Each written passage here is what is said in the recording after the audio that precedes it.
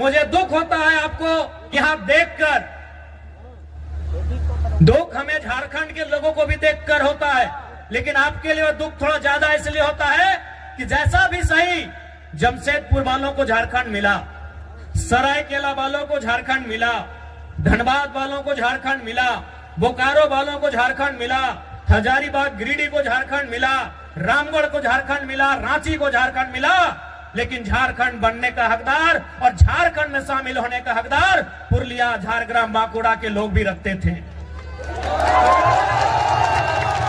आज बिल्कुल इस बात का अफसोस आपकी आंखों में भी झलक रहा है और हमें भी झलकता है। जो आंदोलन कोयलांचल में था, जो आंदोलन लोहांचल में था, कोयलांचल यानी हमारा जो कोलियरी कोयला का क्षेत्र है, धनबाद, बोकारो, गिरिडीह, हजारीबाग का हिस्सा, और लोहांचल यानी जमशेदपुर का क्षेत्र, वही आंदोलन आपके जंगल महल में भी था। जो त्याग कोयलांचल वालों ने किया था, जो त्याग लोहांचल वालों ने किया था, वह त्याग जंगल महल वालों ने भी किया था। लेकिन आज कोयलांचल वालों को, लोहांचल वालों को कहने के लिए झारखंड मिला, हालांकि अधिकार वहां भी उनको नहीं है। आज भी वहां उनको मजदूरी के लिए तरसना पड़ता है। उनकी जमीनों में कोयला, उनकी जमीनों में अभ्रक, उनकी जमीनों में लोहा, उनकी जमीनों में लगभग 80 प्रकार के मिनरल्स पाए गए हैं, लेकिन आज उन्हें नौकरी के लिए तरसना पड़ता है। लेकिन हाँ, उनके पास कहने के लिए है, हमारे काछे ए शब्द अच्छे कि हमरा झारखंड, हमरा पवाली झारखंड, लेकिन आपके पास वह भी कहने को नहीं है कि हमारे पूर्वजों ने, हमारे बाप दादा ने जो आंदोलन किया था, जो संघर्ष किया था, उसके बदले आप उस झारखंड का हिस्सा नहीं बन पाए। तो कहीं ना कहीं इसमें भी साजिश है, साजिश है, बहुत बड़ी साजिश है। तो इसलिए नई पीढ़ी को यह प्रण लेना होगा कि हमारे पूर्वजों ने आंदोलन को जहां लाकर छोड़ा है, वो विरासत जो हमें देकर गए हैं, उस विरासत को यहां से फिर से हमें लेकर जाना होगा। क्या आप तैयार हैं? कि जंगल महल की गलियों से एक आवाज आया है, जंगल महल की गलियों से एक आवाज आया है, उठो नौजवानों, फिर से इनकलाब आया। क्या आप तैयार हैं? और देखिए नौजवानों, मेरे भाइयों, हम जिस रास्ते में चलने जा रहे हैं, जो कार्य हम करने जा रहे हैं, मानते हैं आसान नहीं है, एक काजटा सरल नहीं आछे, किंतु असंभव भी नहीं है। मानते हैं वो काम आसान नहीं है, वो काम सरल नहीं है, लेकिन वो असंभव भी नहीं है। आज हमारे समाज का जो मांग है शेड्यूल ट्राइब इंक्लूजन का, आज ये लड़ाई भी, आज ये मांग भी परसों नहीं दशकों पुरानी है।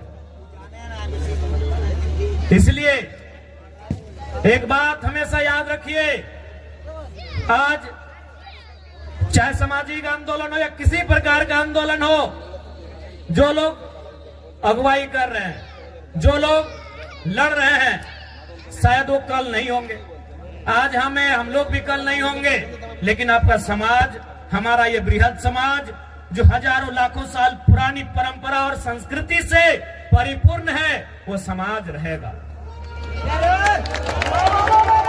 इसलिए आपको उस बागडोर को, उस विरासत को अपने हाथों में लेकर आगे बढ़ना है। मैं आप सभी से कहना चाहूंगा, और आज जब भी आप किसी आंदोलन के लिए जाते हैं, जब आप संघर्ष का रास्ता चुनते हैं, आपको त्याग करना पड़ता है। बिना त्याग का आपको मंजिल नहीं मिलेगा। आज आपको त्याग करना होगा। आप कहेंगे कि हमें भोग कर रास्ता भी चुनना है, हमें ऐसो आराम का भी रास्ता चुनना है, और हमें मंजिल की ओर भी जाना है, हमें अपने सपनों को भी साकार करना है, तो संभव नहीं, आपको त्याग करना होगा। आज का समय त्याग का है, और जो नौजवान त्यागी बनकर इस रास्ते में आएंगे, तभी हमारा समाज उत्थान की ओर जाएगा। इसलिए इस पीढ़ी को तो त्यागी बनना होगा। हमारे जिले में एक वीर क्रांति दूत हुआ करते थे शहीद शक्तिनाथ महतो। वो अक्सर कहा करते थे कि एक पीढ़ी को जेल जाना होगा, दूसरी पीढ़ी को गोली खानी होगी, तभी तीसरी पीढ़ी राज करेगी। हमारी एक पीढ़ी जिसमें शहीद शक्तिनाथ महतो स्वयं, जिन्होंने ये नारा दिया था कि एक पीढ़ी को गोली खाना होगा, और शहीद शक्तिनाथ महतो ने खुद गोली खाई। उनके साथ निर्मल दादा ने गोली खाया। ऐसे अनगिनत, गिनती हम नहीं कर पाएंगे, इतने लोगों ने गोली खाया। अब का जो समय है कि एक पीढ़ी गोली खाएगी, दूसरी पीढ़ी जेल जाएगी, ये शायद जेल की स्थिति वाला समय है। और आपने देखा पुरुलिया के जिले में, घाटशिला में हमारे 51 लोगों को जेल जाना भी पड़ा। लेकिन उन विषयों से, उन घटनाक्रम से आपको कतराना नहीं है, क्योंकि आपकी लड़ाई आपके व्यक्तिगत नहीं है। आपकी लड़ाई केवल आपके लिए नहीं है, आपकी लड़ाई केवल आपके घर आंगन तक सीमित नहीं है। आपकी लड़ाई कई हजारों साल पहले जो सपना हमारे पूर्वजों ने देखा था, उस सपने को साकार करने की लड़ाई है। इसलिए आज आपको त्यागी बनना होगा, इसलिए आज आपको त्यागी बनना होगा। और एक बात याद रखिएगा, जो संघर्ष को चुनते हैं वही सफलता के करीब जाते हैं। आज का समय संघर्षों का समय है मेरे भाइयों। जो भी पर्व हम लोग मनाते हैं उसका एक संदेश होता है।